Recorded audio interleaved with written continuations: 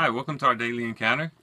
One of the objections to the Christian faith is that the apostles were just some power-hungry men who wanted to create a following, wanted to make a name for themselves, wanted to earn some easy money, and that's why they taught the things that they taught, and why they, established the church and everything along those lines.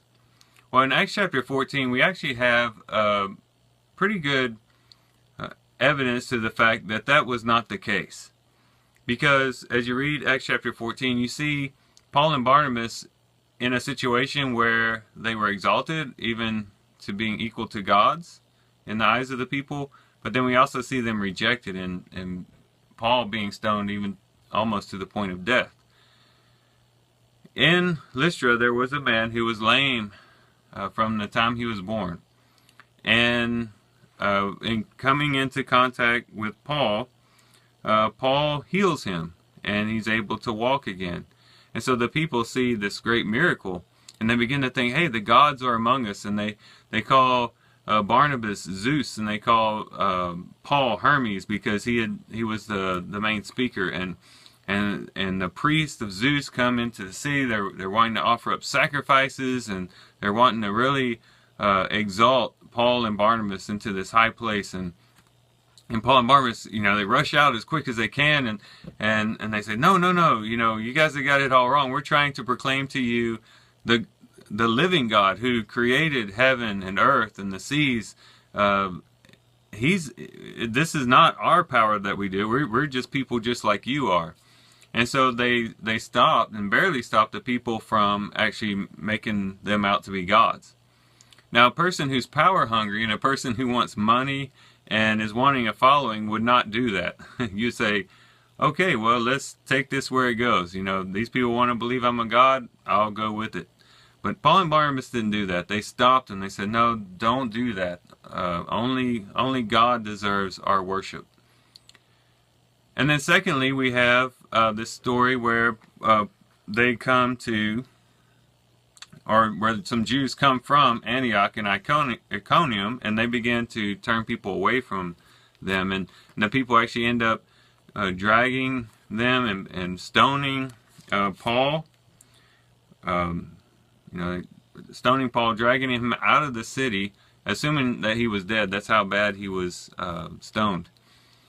And Paul gets up, and he, after he recovers, he gets up and he goes back into the city, and the next day he leaves.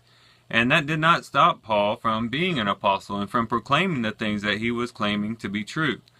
Now, someone who was seeking just power, prestige, and a following, if they were treated that way, I'd say, look, this isn't worth it. If you're just trying to propagate some type of lie, why would you go through that suffering? Wouldn't you come up with a lie that would actually bring you success or do something good for you? So in both of these cases, we get a really good evidence to the fact that these guys really did believe what they were saying, and they were attesting to things that they really did see. And so it really is a strong evidence towards the apostles being legitimate. But we can carry this further. We can carry this into our own lives and make personal application as well. If people want to know that we are legit, that we truly are believers in Christ, and that we truly do have faith in Christ, and that we are who we say we are, we too have to respond in the proper way when given one of these two scenarios. If it comes to a place where maybe we do great things and where we achieve great accomplishments, it ought to be that we as Christians who have faith in God and believe that we receive all good things from Him, it ought to be that we give Him the glory. That we are not the type of people who boast, that stick our chest out, that always want people to see, well, look how good I am, look what I was able to accomplish, but to always give the credit and the honor to God. That shows a life of faith. That shows that you are legit. Christians who are self-seeking, just wanting position and power and things like that, people see right through that. If you're going to be a down-to-earth, legitimate Christian, you're going to always give God the honor and the glory. And you're going to just walk humbly with the Lord. Second thing is when we are persecuted, when trials come, when difficulties come, how we respond to those situations will also attest to whether our faith really is legit. If we throw faith away at the first sign of difficulty or trial, or if we do something contrary to what we say we believe with the first temptation or trial, that is not a strong testimony to our faith.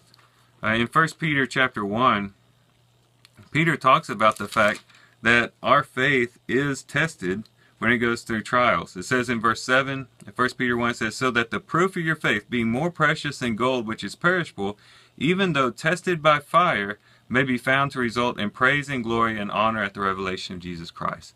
Fire in scriptures and in this context means sufferings, difficulties, trials, things that you go through, going through the fire.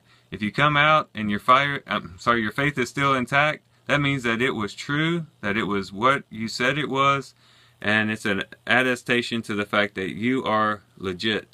And so in both of these scenarios, whether people want to exalt us or people want to tear us down, the way that we respond is always a testimony to whether or not our faith is true and if our faith is legitimate. So I thank you guys for watching this video. Hopefully it's been helpful to you. I do thank you guys for listening in. I hope you guys have a great day. Love you guys. God bless.